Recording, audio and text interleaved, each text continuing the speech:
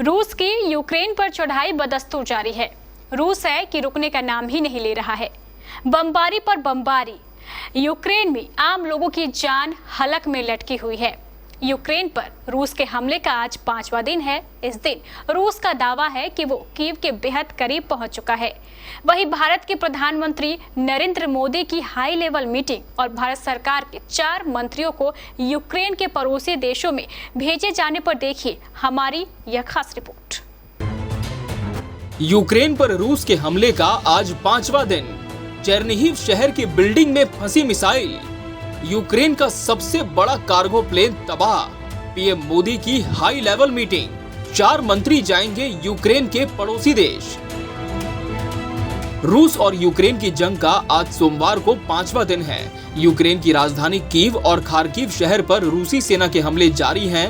वहीं यूक्रेन के राष्ट्रपति वोलोदिमीर जेलेंस्की ने दावा किया है कि रूस ने उनकी हत्या कराने के लिए कीव में 400 से ज्यादा भाड़े के हत्यारे भेजे हैं। इधर भारतीयों को यूक्रेन से निकालने के लिए मोदी सरकार ने नया प्लान बनाया है। इसमें 4 मंत्रियों को यूक्रेन के पड़ोसी देशों में भेजा जाएगा। चेर्निहिव शहर की बिल्डिंग में फंसी मिसाइल, 2 फ्लोर जलकर खाक। रूसी हमले के बीच एक मिसाइल आज चेर्निहिव शहर में स्थित रिहायशी बिल्डिंग में फंस गई। इससे उसके 2 फ्लोर्स में आग लग गई। आगजनी में कितना नुकसान हुआ है, इसकी पूरी जानकारी अभी सामने नहीं आई है। चेर्निहिव कीव से 150 किलोमीटर की दूरी पर है, लेकिन अनुमान है कि इसमें भारी नुकसान हो चुका है। रूस ने नष्ट किया यूक्रेन के पास मौजूद दुनिया का सबसे बड़ा कार्गो प्लेन।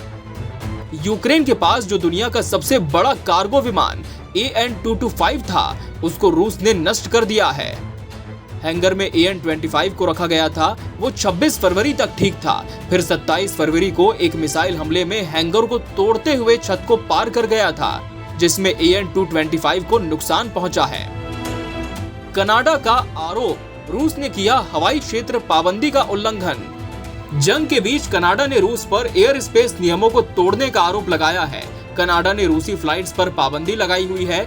इसमें रूस कनाडा के एयर स्पेस का इस्तेमाल नहीं कर सकता, लेकिन अब कहा गया है कि एरोफ्लॉट फ्लाइट 111 ने इस पाबंदी को तोड़कर एयर स्पेस का इस्तेमाल किया है।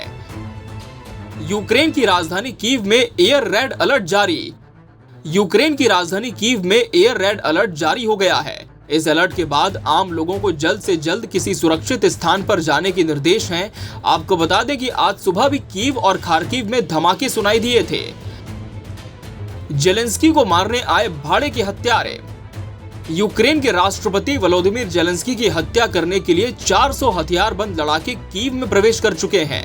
ये भाड़े के लड़ाके क्रेमलिन के आदेश पर कीव में घुसे हैं और किसी भी कीमत पर राष्ट्रपति वोलोदिमीर जेलेंस्की की हत्या करना चाहते हैं, ताकि कीव में रूस समर्थित सरकार बैठाई जा सके।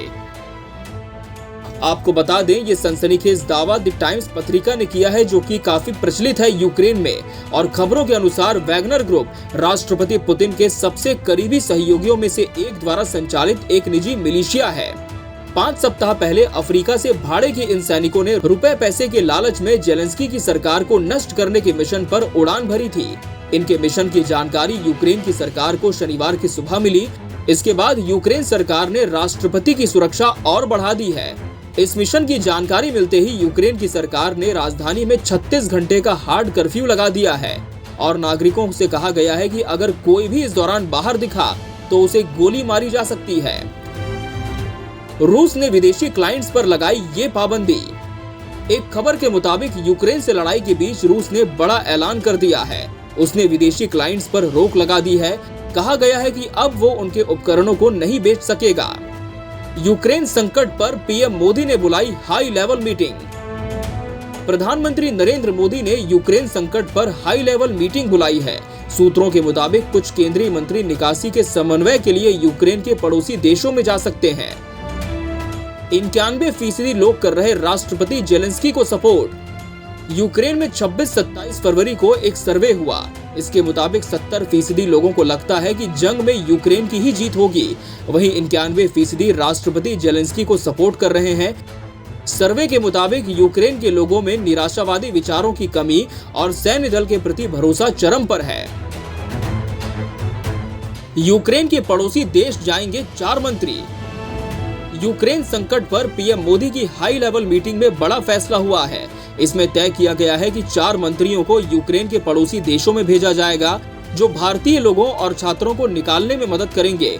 जिन मंत्रियों को भेजा जा रहा है उनमें हरदीप पुरी, ज्योतिरादित्य सिंधिया, किरण रिजिजू और जनरल वीके सिंह का नाम शामिल है। बातचीत के लिए बेलारूस पहुंचा यूक्रेन का डेलीगेशन। जंग के बीच यूक्रेन और रूस में बातचीत की पहल हुई है। यूक्रेन का जो डेलीगेशन बातचीत के लिए निकला था वो बेलारूस पहुंच चुका है। यूक्रेन के राष्ट्रपति ने पहले ही कहा था कि बेलारूस की सीमा पर रूस यूक्रेन की बातचीत हो सकती है।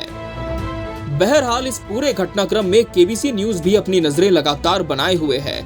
पल पल की अपडेट्स के लिए आप बने रहिए हमारे साथ। Bureau report, KBC news.